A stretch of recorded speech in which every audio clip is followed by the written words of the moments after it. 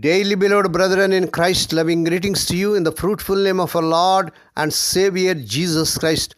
Today is September 13th, 2024, Friday. Holy Trinity Church Ministries presents Daily Manna. Today's subject, the return of the King. The return of the King. Now let us open our Bibles and read a verse from Psalms 1st chapter, 1st and 2nd verses. Blessed is the man that walketh not in the counsel of the ungodly, nor standeth in the way of sinners, nor sitteth in the seat of scornful. But his delight is in the law of the Lord, and in his law doth he meditate day and night. May God add his blessings through the reading of his precious word. Dear children of God, saints of God, Psalms 1st and 2nd are intended to be read together. Psalm 1st begins with the theme of blessing, which is how Psalm 2nd concludes. The two psalms are naturally read one after another. However, whereas the subject of Psalm 1st is a personal exhorting the reader not to walk, stand, or sit with the wicked, Psalm 2nd is intended for royalty.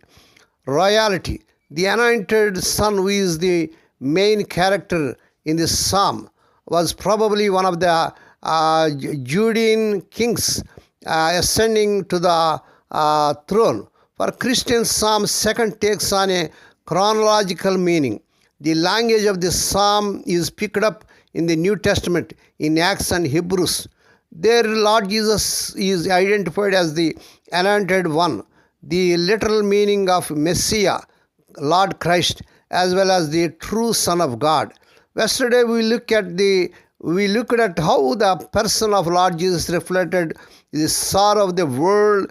He was suffering, the suffering servant, taking the darkness of the world upon himself on the cross. In Psalm 2nd chapter, we see a radically different facet of Lord Jesus identified. The King crowned with authority. This psalm contains a warning to those who want to conspire against the power of the king. The earthly rulers and kingdoms, their power and authority pale in comparison to Lord Christ's rightful throne. The authority of Psalm 2nd chapter balances the personal nature of Psalm's 1st chapter. So also it balances our view of Lord Jesus as the suffering servant with his status as the rightful king. When we reflect on Lord Jesus' wonderful personal sacrifice on the cross, we must be careful not to diminish our view of our Savior. Lord Christ is the rightful ruler of the world and the cosmos. One day the King will return. Praise God. May God bless these few words. Now let us pray. Dear Heavenly Father, Holy Father, we thank Thee and praise Thee for this fruitful morning that was given to us to come to Thee and to meditate upon Thy word. Bless those who are listening daily and regularly. Bless those who are sharing Thy word to their friends and beloved ones. Not only to hear, help them, Lord, to walk worthy according to the word of God. Lord, we pray for those who are celebrating their wedding anniversaries and birthdays today, Lord. Bless them and crown them, Lord, with the air of mercy, grace, and gladness.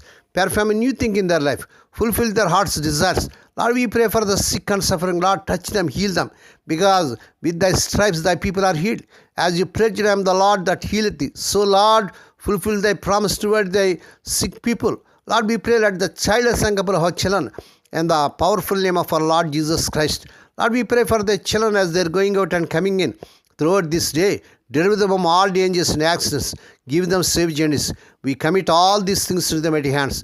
We ask Thee and give Thee thanks in the fruitful name of our Lord and Savior Jesus Christ.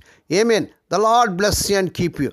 The Lord make His face to shine upon you and be gracious to you. The Lord lift up His countenance upon you and give you peace. Amen.